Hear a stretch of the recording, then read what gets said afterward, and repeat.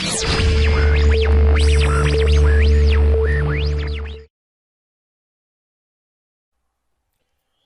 semuanya, selamat datang di Applicat YouTube channel. Masih di series One Day One Part yang sekarang sudah memasuki episode ke-44. Di sini kita akan coba untuk membuat satu buah desain lever seperti yang terlihat pada gambar di samping.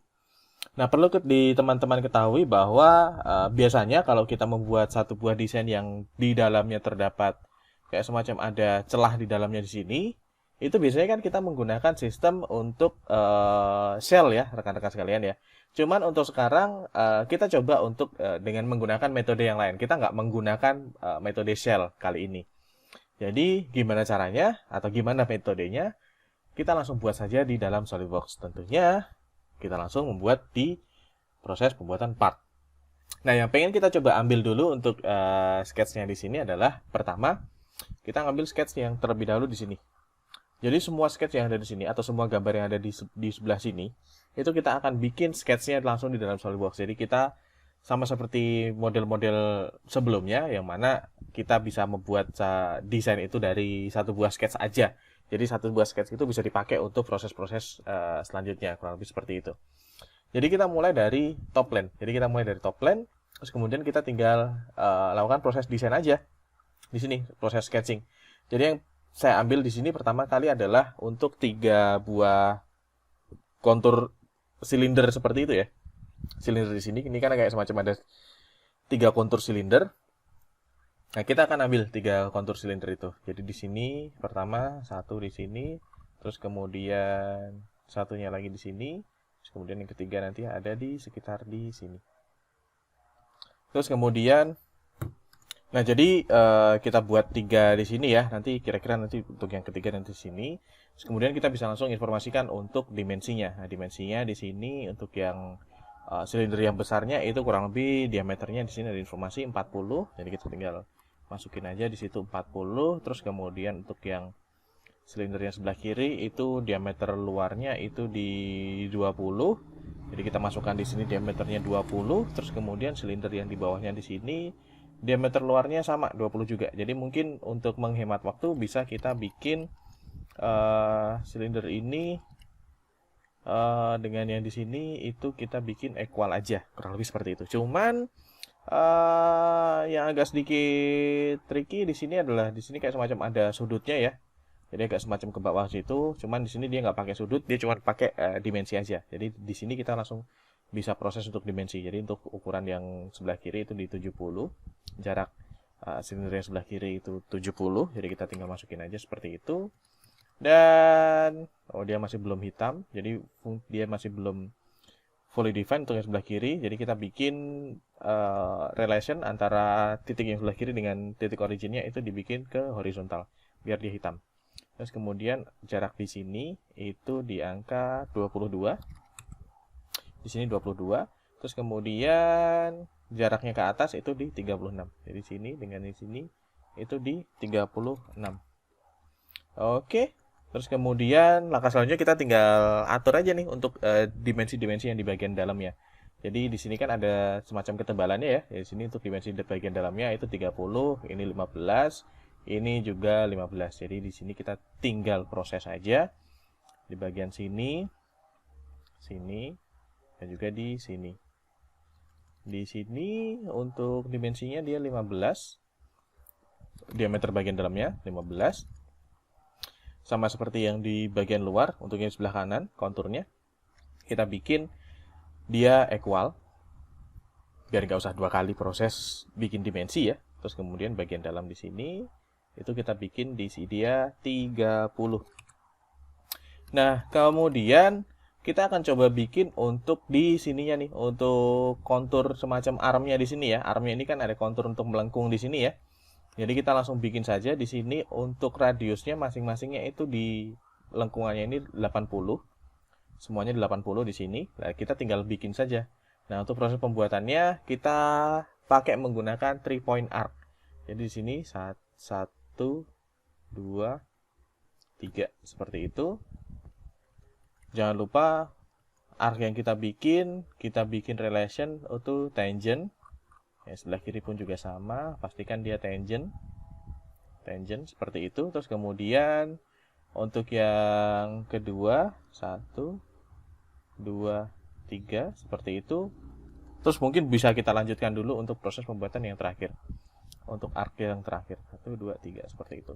Baru mungkin di sini kita bikin dia tangent-tangentnya, relation untuk tangentnya seperti itu.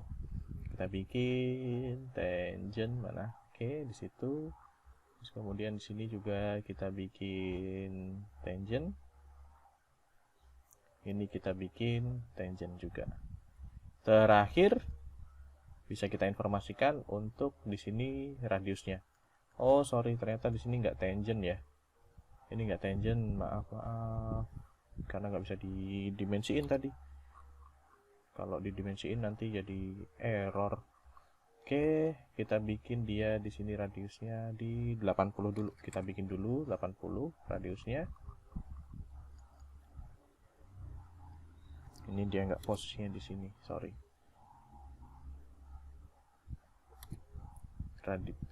Ini dihapus dulu. Oke, kita coba untuk dibikin tangent di sini. Ya, ini baru benar. Ini baru benar nih di sini. Kita ada proses memperbaiki di sini. Jadi untuk sketch yang sebelah kiri di sini dia nggak berada tepat di titik senternya di sini. Terus kemudian ini pun juga sama, mungkin kita bisa atur untuk di sini radiusnya 80. Sini juga 80. Kita masukkan di situ 80. Terus kemudian karena kita nanti prosesnya kita nggak pakai sistem shell ya. Jadi kita bikinnya langsung ketebalan untuk di armnya di situ langsung di sini, langsung di sketchnya di sini. Jadi untuk ketebalan armnya itu kan di 3 mm ya, rata gitu. Kita langsung proses saja untuk offset entities. Offset entities kita masukin di situ 3 mm. Di sini kita geser, kita offset. Terus kemudian kita boleh enter lagi untuk melakukan proses offset lagi. Jadi kita tinggal ulangi lagi, enter lagi. Untuk nanti dia akan mengaktifkan feature offset lagi. Nah, terakhir di sini bisa kita lakukan proses trim, atau kalau saya tinggal digeser aja untuk ditempelin ke sketch yang benar seperti itu. Di sini bisa kita geser, kita tempelin ke sini. Ini juga sama, kita geser seperti ini. Kemudian untuk yang di bagian bawah pun juga sama kurang lebih. Kita geser, kita tempelin. Ini kalau nggak bisa, agak ngeyel ya, kita tinggal proses trim aja. Tergantung rekan-rekan sekalian mau membuatnya seperti apa, mau pakai proses trim juga boleh, mau sistem manual kayak semacam digeser-geser gitu juga nggak masalah. Itu tergantung preferensi masing-masing proses pembuatan dari teman-teman sekalian. Sketchnya sudah selesai, ini biarin aja seperti ini, nggak apa-apa, biarin aja seperti itu. Terus kemudian kita tinggal exit sketch. Nah, setelah kita proses exit sketch seperti itu, langkah selanjutnya adalah kita tinggal mengatur untuk ketinggian pada masing-masing kontur. Di sini kita aturnya di sini. Ternyata kalau kita lihat untuk ukuran silindernya di sini dia kan sama ya tingginya. Jadi kita lihatnya di sini. Tingginya kurang lebih di angka 20 di sini. Jadi angkanya 20 di sini, tingginya kira-kira seperti itu. Ya kita tinggal lakukan proses extrude boss saja. Extrude bossnya kita bisa pilih areanya yang mana. Kita tinggal pilih konturnya. Konturnya di sini 1.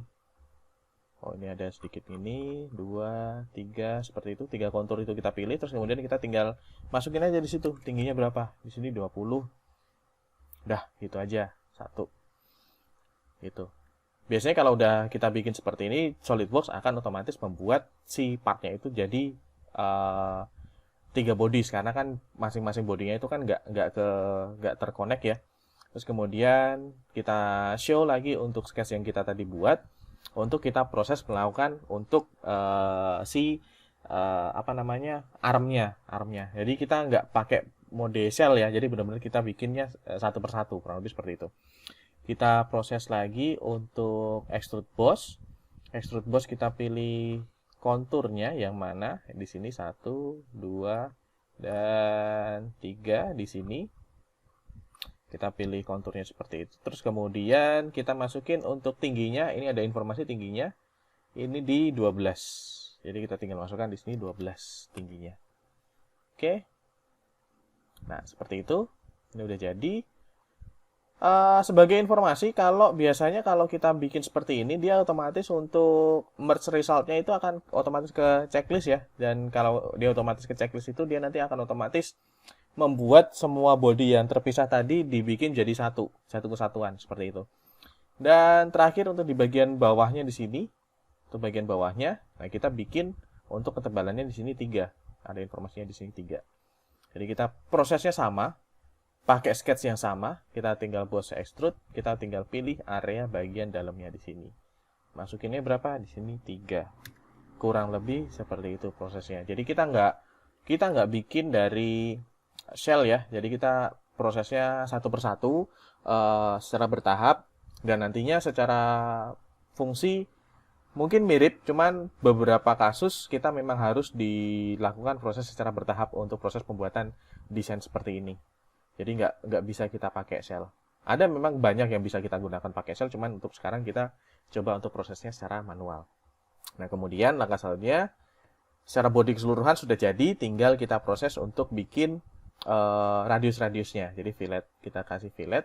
Filletnya berapa? Di sini ada informasinya di sini nih. Filletnya di sini 1,5. Di sini kita tinggal isikan. Di sini 1,5. Filletnya kita bisa pilih seperti ini. Kita pilih area-areanya saja. Kita tinggal pilih areanya, nanti otomatis secara filletnya nanti dia otomatis ngisi semuanya seperti ini. 1,5. Kemudian kita tinggal oke. Kita tinggal oke, dan hasilnya adalah seperti itu. Kurang lebih sama seperti yang ada pada gambar. Oke, terakhir mungkin kita bisa informasikan untuk material, dan kita coba cek untuk beratnya berapa. Di sini materialnya ada informasi, ada untuk plain carbon steel. Kita tinggal informasikan seperti itu. Terus kemudian kita juga bisa cek untuk mass properties-nya seperti biasa. Beratnya di 193,34 gram. Nah, kurang lebih seperti itu saja yang bisa saya sampaikan untuk series One Day One Part kali ini. Jangan lupa selalu klik like, share, dan juga subscribe video-video kita kalau sekiranya membantu. Dan sampai jumpa di episode One Day One Part berikutnya. Terima kasih.